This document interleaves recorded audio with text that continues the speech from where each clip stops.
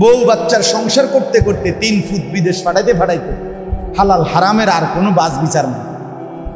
আপনি সংসার আর অভাব পূরণ করতে করতে সুদ, কিস্তি, হারাম 2 নম্বরই, ওজনে কম, ধান্দাবাজি, বাটপারি, চিটারির সব কামাই করে খোদার কসম এরপরও আপনি আপনার সংসারের প্রয়োজন শেষ করতে পারবেন না।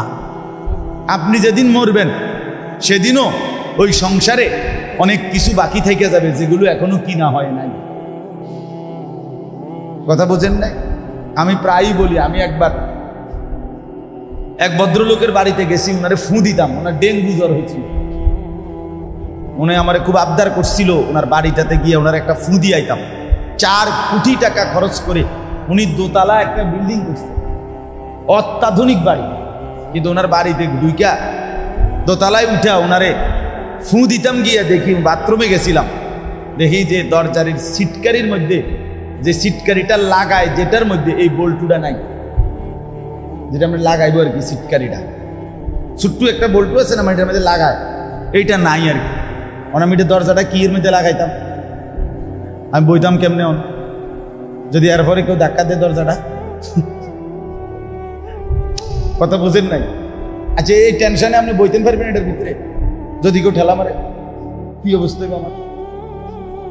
পরে বালতির মধ্যে পানি নিয়া, বালতি দিয়ে ঠেলা দিয়ে এটারে দরজাটা ধাক্কা লাগাইয়া তো বইছি। তো পরে আমি বললাম, ভাই দুনিয়া এটারে বলে 4 কোটি টাকা খরচ করার পরেও সিটকারির বল্টু থাকে না।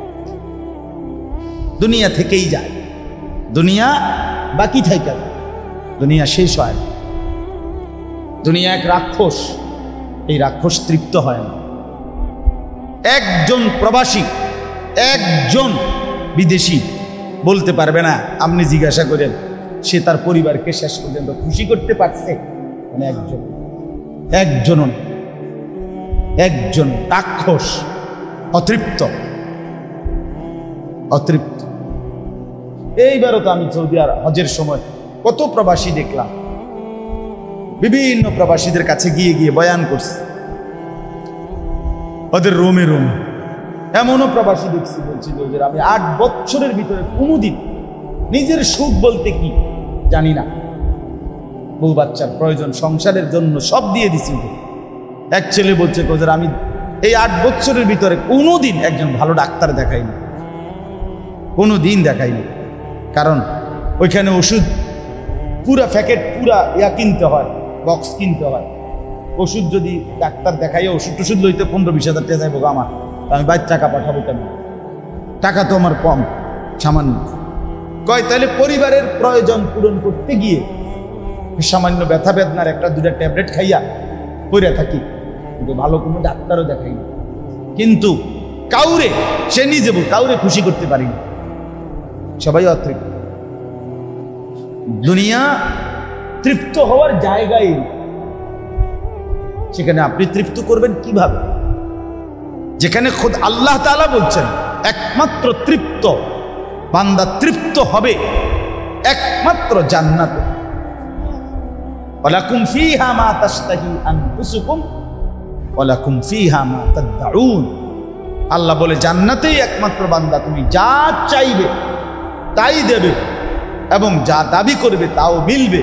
শুধু এটুকু না, আল্লাহ বলেন লাহুম মা ইয়াশাউনা ফিহা ওয়া লাদাইনা মাজিদ। আমার বান্দা জান্নাতে যা চাইবে তাও দেয়া হবে, এবং আমি আল্লাহর পক্ষ থেকে অতিরিক্ত আরো অগণিত দেয়া হবে। মানে আমি চাইবেই কি? আপনারে কইলো যে জান্নাতে ফেরেশতা, ভাই সাহেব ফল কি কি খাবেন একটু অর্ডার করেন। আপনি কয়টা ফলের নাম জানেন? নয়তো 20টার নাম বলবেন। জান্নাতে ফল আছে 20 কোটি, আপনি জানেন কি তা? আপনি আপেল, মালটা, হ্যাঁ, এরপরে দিয়ে আনার, এই যে পেয়ারা, হ্যাঁ, হিমসাগর, রুপালি, আর কি শতবদর, তা আপনি তো জানেন। আর কি তা? তরকারি, ভাত তরকারি কি নাম? পাঙ্গাস, তেলাপিয়া, ধন্যতা, কাঁচামরিচ, খিরা, টমেটো, দুন্দুল, করলা, এই তো ফার্মের মুরগা, কক মুরগা, আর কি জানেন? তো এই বুঝি বেহেস্ত, বুঝি এই ফাঙ্গাস তেলাপিয়া লইয়া বেহেস্ত। কি মনে করছে? আমি খাম খেলে মনে করছি। এটা বুঝি এই ফার্মে মূর্খ বলা ব্যস্ত। সুবহানাল্লাহ। ওয়ালাদাইনা মাজিদ, বান্দা যা চাইবে আল্লাহ বলবে আরো আছে, আরো আছে, আরো আছে, আরো আছে, আরো আছে। আখিযিনা মা আতাহুম রাব্বুহুম, এই যে কোরআনে আল্লাহ বলেন জান্নাতে কেমন হবে আমার নিয়ামত, আমি দেব সে নেবে। এবার তুমি আন্দাজ করো বান্দা, আমি আল্লাহ দিতে পারি কতক্ষণ, দিতে পারবো কতক্ষণ, আমার আছে কি কি। তা আপনি এমনি না কইবেন আল্লাহর নাই কি কি, নাই কি কি, কিছু নাই বলতে কিছু আছে আল্লাহর কাছে। এই জন্য বললাম দুনিয়া তো বাপ তৃপ্ত হওয়ার জায়গাই, তৃপ্ত হওয়ার জায়গা না এখানে। খোদার কসম যুবক ভাইয়া তোমরাও পারবা না। বেডি চাইতে চাইতে তুমি যদি 100 কোটি নারীও উলঙ্গ করে দেখো, সারা পৃথিবীর সমস্ত নোংরা ছবিও দেখো, খোদার কসম তৃপ্ত তুমি হইবা না, স্বস্তি মিলবে না। নোনা জলে তৃপ্ত হয় না। লবণাক্ত পানি পান করলে তৃষ্ণা প্রচন্ড বেড়ে যায়। এজন্য সাগরের লবণাক্ত পানি যদি কারো ভিতরে ঢোকে সে প্রচন্ড তৃষ্ণার্ত হয়ে যায়। অর্থাৎ লোনা পানি তৃপ্ত করে না, তৃষ্ণা মিটায় না। ঠিক হারাম ছবি, হারাম নাচ, ভিন নারী, অবৈধ প্রেম, যা কিছু অবৈধ তা 100 কোটি দেখলেও 1000 কোটি দেখলেও তৃপ্ত হবে না। এজন্য যুবক, এজন্য বেপর্দা নারী, বেহায়া পুরুষ সারা দিন সারা রাত সারা বছরও নারী দেখা, নাচ দেখা, ছবি দেখা, নাটক দেখা তৃপ্ত হয় না। কিন্তু একজন পবিত্র পুরুষ একজন স্ত্রী নিয়ে, হালাল বিবি নিয়েই তার জিন্দিগি তৃপ্ত হয়েছে। যা হালাল তাতে তৃপ্তি আছে। এজন্য স্বামী স্ত্রী তৃপ্ত হয়। কিন্তু অসভ্য, বেশরম, বেহায়া তৃপ্ত হয়, তার কোনো স্বস্তি নাই। এজন্য কিস্তিওয়ালা তার অভাব, তার চাহিদা শেষ হয় না। হালাল উপার্জনকারী অল্পতেই তার তুষ্ট হয়। এটা বাস্তব। এক সাগর মদখোর পান করলেও সে তৃপ্ত হয় না। 1 গ্লাস পবিত্র পানি তৃষ্ণার্ত ব্যক্তিকে তৃপ্ত করে। যা হালাল তা তৃপ্ত করে, যা হারাম তা কি করে না, তৃপ্ত। এটাই সত্য, এটাই বাস্তবতা ভাইয়া। একজন বুঝলে একজন, দুইজন বুঝলে দুইজন, কিন্তু এটাই সত্য। কোনদিনও আল্লাহর নাফরমানির মধ্যে, আল্লাহর অবাধ্যতার মধ্যে কেউ সুখ পায় না, কেউ সুখ পায় না। আমি 43 বছর এক জামা এক পোশাকে তৃপ্ত, কারণ এটা সুন্নাত। তুমি তৃপ্ত হইতে পারো নাই। তুমি 6 মাসের মধ্যে জুতার চুলের ডিজাইন 1 বছরের মধ্যে বদলাইছো কমপক্ষে 3-4 বার। তো তোমারে কেমনে সুন্দর লাগে তুমি নিজেই তো কইতে পারো না। তো মানুষ কি থাকে, তুমিই তো জানো না তোমারে কেমনে ডক লাগে। কি এদিকে চুল বাড়াইলে ভাল লাগে না, ওইদিকে ভাল লাগে, তুমিই তো জানো না। তোমার নিজেরই তো বেল নাই, হদিস নাই, তো আর মানুষ আপনারে সুন্দর করবো কিত্ত? আপনিই তো বলতে পারেন না আপনারে কি দিয়ে সুন্দর লাগে। নিজের সুন্দর তো নিজেই খুব স্টাইল করে যত্ন করে করে এটা সেরকম। আমার 3 মাস পরে আবার সেদিকে ফিরে এলি, তা আগের সেরকম কই গেল বলেন না কেন ভাইয়া? আগের সেরকমটা গেল, আগে না বন্ধুরা কইলো দোস্ত সেরকম, তখন কয় না কেন ওটা বদলাইলেন কেন? আর সেরকমটা কে? কত সময় আমি অনেকেরই জিজ্ঞাসা করছি, দোস্ত সেরকম বলতে কি? তোমারে যে কেউ বুদ্ধি দিল, কইলো দোস্ত করে সেরকম লাগে, সেরকম কে? মানে কার মতো? কি সুরের মতো, না ফুট্টা ঘুরের মতো, না বাবা ঘুরের মতো, না ডাইল ঘুরের মতো? কেডা? হ্যাঁ, এই বিকৃত চুল অথবা এই বিকৃত মডেল, এটা যদি এমন হইতো না সেরকম বলতে, মানে জুনায়েদ বাগদাদি, আব্দুল কাদের জিলানি, বাইজিদ বোস্তামি, ইমাম বুখারী, এদের মতো এদের চুল এমন ছিল, এদের ডিজাইন এমন ছিল, তো কার মতো? এই জন্য বন্ধু আমার, সামান্যতম বিবেক হলেও কাজে লাগানো উচিত। মানুষ এত বোকা হয় না, হওয়া উচিত না। মুসলমান এত ফালতু হয় না যে নিজের কোনো পূব পশ্চিম নাই, উত্তর দক্ষিণ নাই। আমি প্লাস্টিক না পাঞ্জাবি না হাফ প্যান্ট না ফুল প্যান্ট, আমি নিজেই কইতারি না আমি পিতা, কেমনে আমারে সুন্দর হয়, কেমনে আমারে ভাল লাগে। এটা তো সুস্থ স্বাভাবিক মানুষ হইতে পারে না। তুমি নিজেই জানো না নিজের পরিচয়, নিজের আত্মসম্মান, নিজের আত্মমর্যাদা অনেক বড় সম্পদ। আত্মসম্মান অনেক বড় সম্পদ। আজকে অসংখ্য মুসলমানের সন্তান নিজের আত্মমর্যাদা ভুলে গেছে। আমার বাবা আছে, আমার মা আছে, আমার বংশ আছে, আমার আল্লাহ আছে, আমার নবী আছে, আমার কোরআন আছে, আমার পিছনে আমার হাজারো লাখো সাহাবায়ে কেরাম আছে, আউলিয়ায়ে ইজাম আছে, বুজুর্গানে দ্বীন আছে। আমি তাদেরই ধারার একজন, আমার ঐতিহ্য আছে। আমি কেন নতুন করে বেঈমানের মতো সাজবো কেন? আমি কি ফকির? আমি ভিক্ষুক নিয়া? আমার কি কোনো আদর্শ নাই? আমার কি কোনো পিছন নাই? আমি তো বাঁধন হারা না। আজকে আমরা বললাম না, নিজেকে ভুলে গেছি। সোজা কথা, নিজেকে ভুলে গেছি আমরা। এই জন্য বললাম ভাইয়া, ইসলাহি মজলিস এর মূল ফিকির নিজের সংশোধন। আপনি বলবেন যে আরো কত বিষয়ের ওয়াজ করা দরকার, হুজুর সেগুলো বলেন না কেন? প্রতিবাদ, আন্দোলন, এই হ্যাঁ দরকার, আমিও বলি দরকার, কিন্তু এক বসায় সব বলতেই হবে এটা কোনো জরুরি না। কথা বুঝছেন না? আমি 1 ঘন্টার ওয়াজে গোটা 23 বছরের ইসলাম। এইবার আমি হজ্জের সফরে এক হোটেলে হাজি সাহেবদের হজের আগে দিয়ে বিভিন্নখানি বয়ান করছি। তো এক জায়গায় বয়ান করছি 1.5 ঘন্টা, হাজিদের প্রশিক্ষণ। আর 2 দিন পরে হজের সব কিছু শিখাইছি, বলছি। একজন দাঁড়াই, আমরা বাংলাদেশি হাজি, ভদ্রলোক খুব শুদ্ধভাবে বলল, হুজুর ইসলাম প্রতিষ্ঠার ব্যাপারে কিছুই বললেন না, এতগুলো কথা বললেন। এবার সবাই ওইখানে যারা হজের প্রশিক্ষণ নিতে আসছে ওরাই হাসি দিচ্ছে সবাই। এই রুমিয়া কালবে না আমরা হজ হুজুরের বলছি, এখানে হজ শিখাইতে, হজের প্র্যাকটিক্যাল। এখনকার আমি এটা কইতে না, এখানেও কইতে বলি। এটা কিন্তু আমাদের একটা ভুল ধারণা।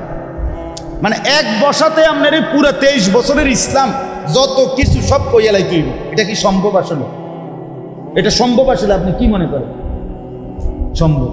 এই জন্য ইসলাহি মজলিসের ধারাটাই, ফিকিরটাই একটু ভিন্ন। ইসলাহি মজলিস মানে হলো শুধুই সংশোধনের মজলিস, ফিকির তৈরি করা, কলিজার ভিতরে অনুভূতি তৈরি করা, বিবেকটাকে জাগানো যে হায় আমি কি করছি, এই সমাজে কি হচ্ছে হোক, কিন্তু চলেন একজন একজন ভাবি আমি কি করছি। তো এই একজন একজন ভাবলেই তো এই সমাজ, এই দেশ, এই জাতি, আমাদেরকে নিয়েই তো পৃথিবী, আমাদেরকে নিয়েই তো সমাজ। আমাদের মতোই কোনো না কোনো আচরণ আরেকজনে করতেছে, ঠিক কি না বলে? এটা ভেবে দেখেন। এই জন্য নিজের দিকে ফিকির দেওয়া, নিজের কয় জিনিস একজন মানুষ নিজের সংশোধন করবে, কয় জিনিসে? 5 জিনিস। 1 নাম্বার আকায়েদ, আমার বিশ্বাস বলতে, আকীদা, ঈমান বলতে যা বিষয় তা ঠিক আছে কিনা, আমার ঈমানের মধ্যে কুফরি আছে কিনা, আমার ঈমানের মধ্যে শিরিক আছে কিনা। কথা বুঝছেন কিনা বলে? এটা ঠিক করা। তাহলে আমাকে জানতে হবে আমার ঈমান আনতে হয় কিসে, আমার ঈমানের মধ্যে কুফরি এবং শিরিক হয় কিসে। এটা আমার সংশোধন, মানে আমি ঠিক করা, আমার এটা ঠিক করা চাই। আপনি বলে দিলেন হুজুর বা অমুকের বললেন মেম্বর, উপরে আল্লাহ নিচে আমনে, এটা তো শিরক। এটা কি শিরক? এটা মেয়ের জামাইরে মেয়ের বাপ মা বলে দিল, জামাইয়ের হাতে তুলে দিয়া, বাবা উপরে আল্লাহ নিচে আমনের হাতে তুলে দিলাম, তো শিরক করল। কথা বুঝছেন কিনা বলে? তাহলে এরকম অসংখ্য কথা, শব্দ মানুষের, যার দ্বারা ঈমানের মধ্যে কুফরি হয়, ইসলামের যে কোনো নিদর্শনকে তুচ্ছ তাচ্ছিল্য করা শিরক, কুফরি। কুফরি কুফরি। হ্যাঁ, আপনি দাড়ি রাখেন না, কবিরা গুনাহ, কিন্তু দাড়িকে বিদ্রুপ করা কুফরি।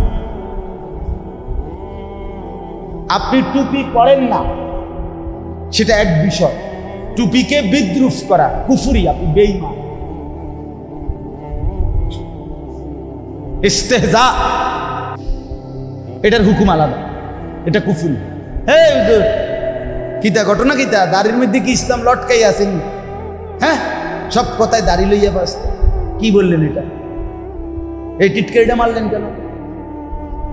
হ্যাঁ বলেন, কাকে কাকে অবজ্ঞা করলেন? একজন আলেম কথার কথা মনে করেন উনি ইসলামের নিদর্শন, আপনি তাকে টিটকারি করলেন। কেউ জোর আপনার কত কাম নাই, এটা কেবল দাওয়াত খান, কি বললেন?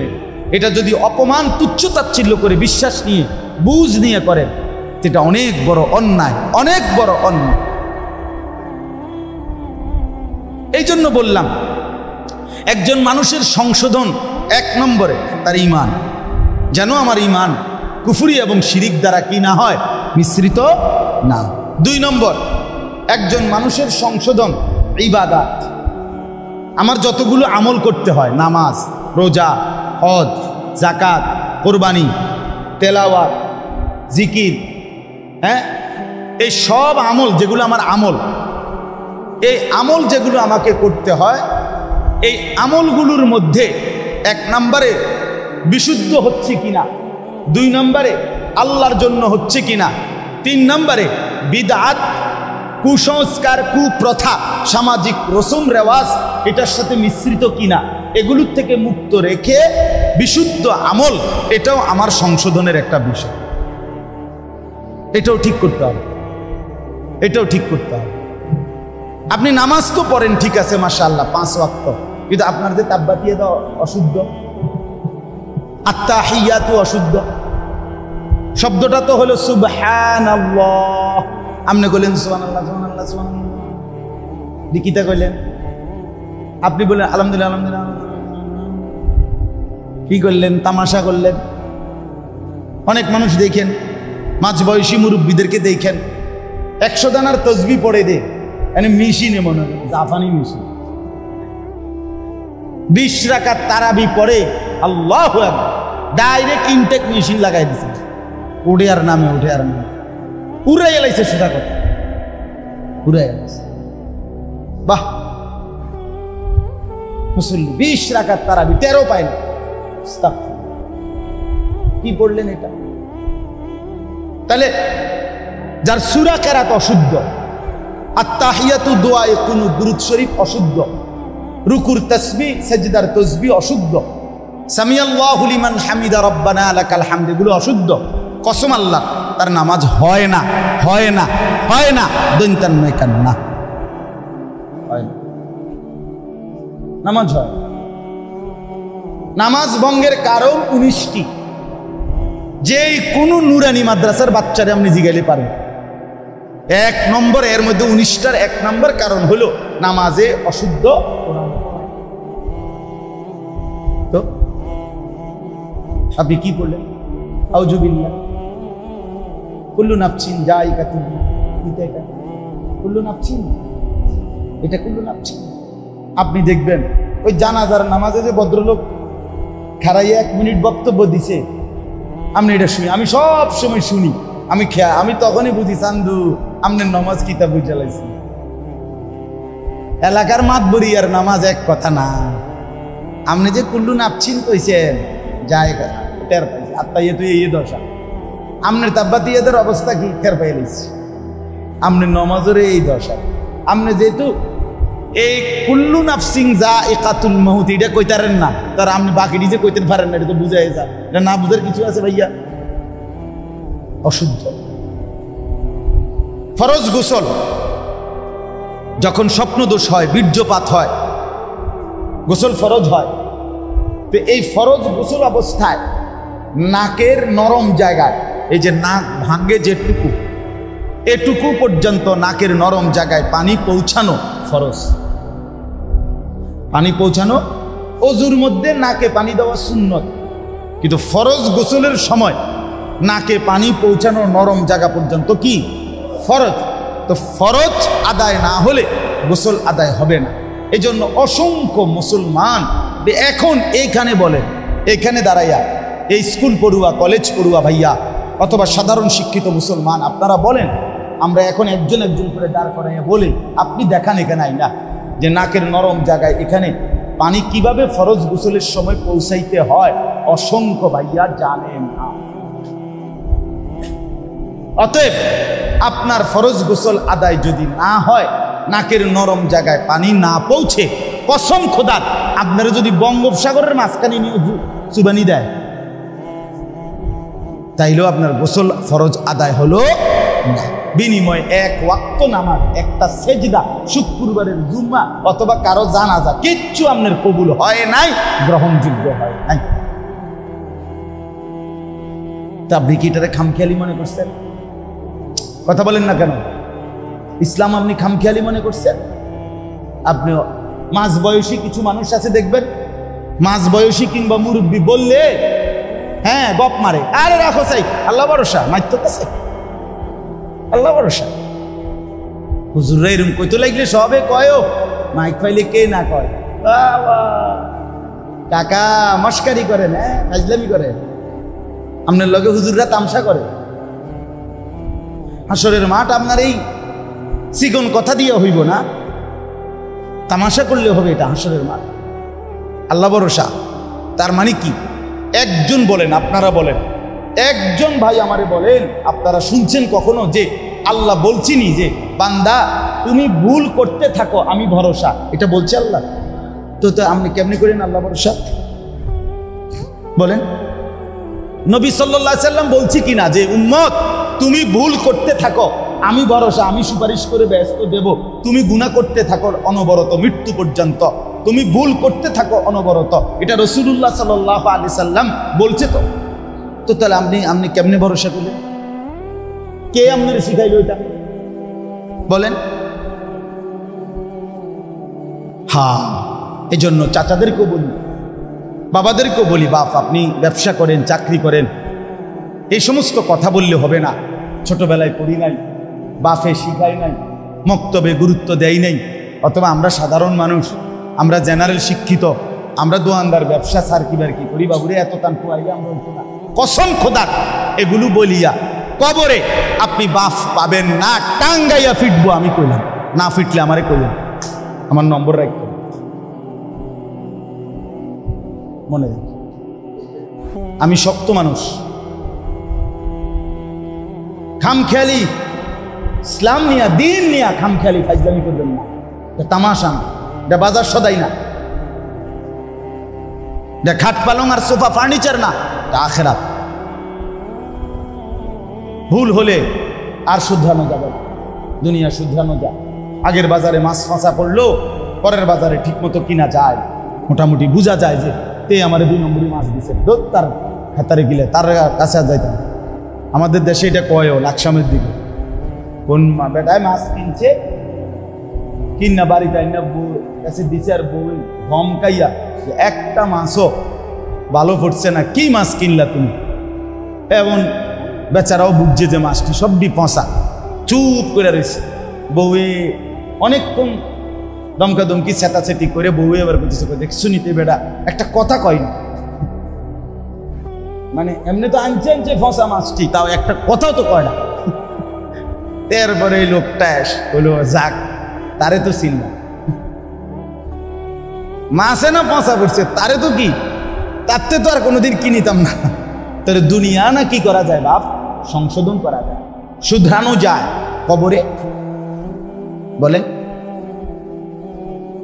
কবরে কিভাবে সংশোধন করবেন আমার বাপ?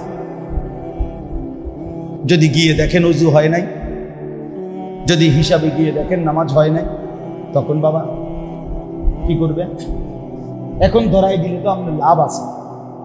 এখন যদি একজন আলেমের কাছে নিজেকে পেশ করতেন যে হুজুর আমার রুকুটা হয়নি একটু দেখে দেন, আমার ওযুটা হয়নি একটু দেখে দেন, আমি 2 রাকাত নামাজ আপনার সামনে পড়ি, আপনি কদ্দুর দেখেন, তাহলে এখন শুধরাইয়া দিলে ভালো ছিল না? কথা বলেন না কেন? সেদিন কবরে ভুল তো ধরা পড়বে, কিন্তু তখন কি করব? আমি তো আলহামদুলিল্লাহ এখনো আমার খুলনার হজরত, বাংলাদেশের অনেক বড় একজন বুজুর্গ আরিফ বিল্লাহ হজরত মাওলানা মুফতি নুরুল আমিন সাহেব হজরতের কাছে আমরা এখনো নামাজ শিখি।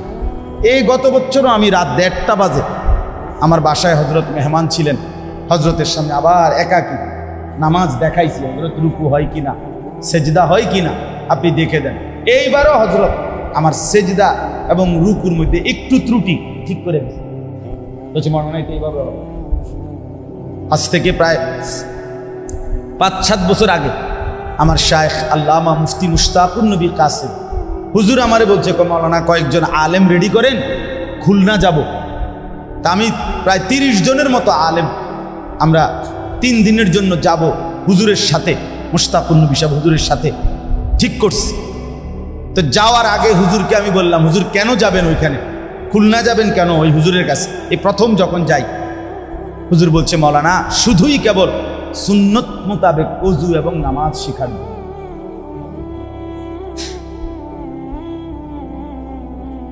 অথচ উনি সারা দেশ না সারা পৃথিবী খ্যাত আলেম, কিন্তু তিনিও এখনো বলতেছেন আমার এখনো শেখা।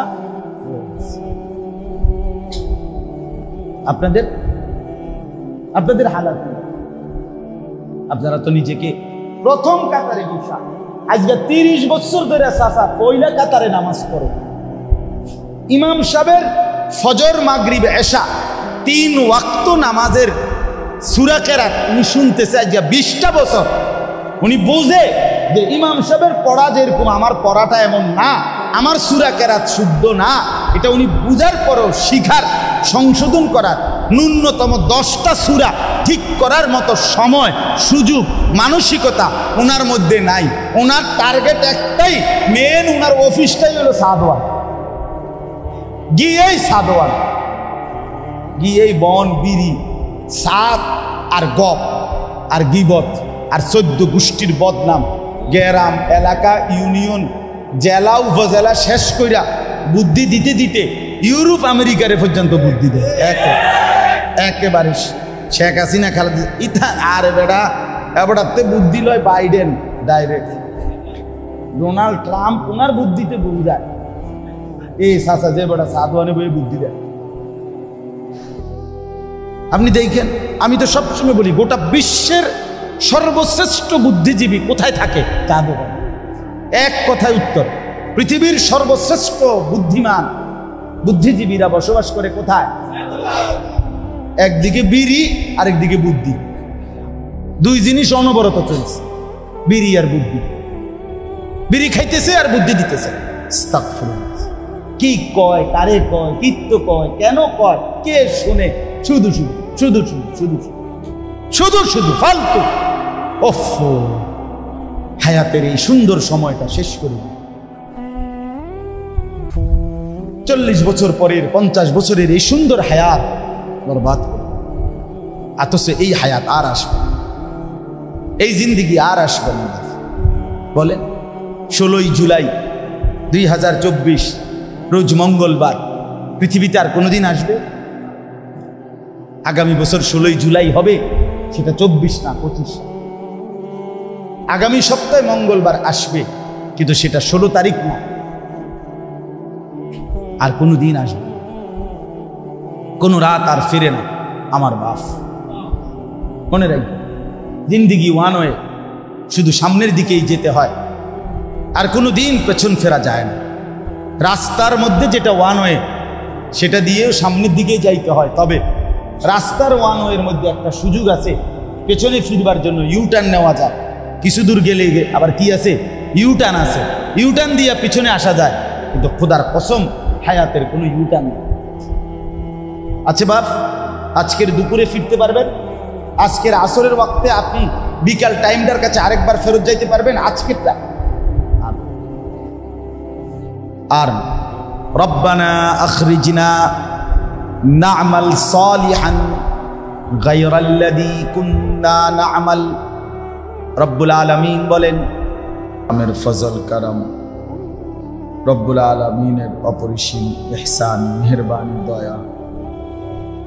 আল্লাহ তাআলা আমাদেরকে আজ 16 জুলাই 2024 রোজ মঙ্গলবার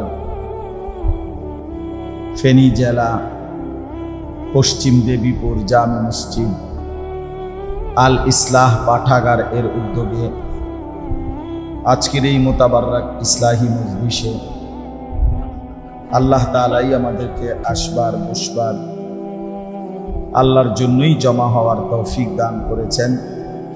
এজন্য সকলেই বলি আলহামদুলিল্লাহ। মুআজ্জাজ মুহতারাম হাজিরিন, পবিত্র কোরআনুল কারীমের 10 নম্বর পারা 9 নম্বর সূরা, সূরাটির নাম সূরায়ে তাওবাহ। এই সূরার 36 নম্বর আয়াতের আপনাদের সামনে আমি তেলাওয়াত করেছি। আয়াত পুরোটা পড়িনি, আয়াতের বেশি অংশ পড়ছি, একটু অংশ পড়ি নাই। এই আয়াতটিকে সামনে রেখেই সামান্য কিছু কথা আমরা আপনাদের সামনে আরজ করতে চাই। আল্লাহ তাআলা আমাদেরকে তৌফিক দান করেন। ইসলাহি মজলিস স্বাভাবিকভাবে অর্থ হল সংশোধনের মজলিস। ইসলাহ সংশোধন করা, ঠিক করা, সঠিক করা, শুদ্ধ করা। কি ঠিক করবে, শুদ্ধ করবে, কি সংশোধন কি করবে? 1 নাম্বার নিজেকে সংশোধন, ইসলাহে নফস।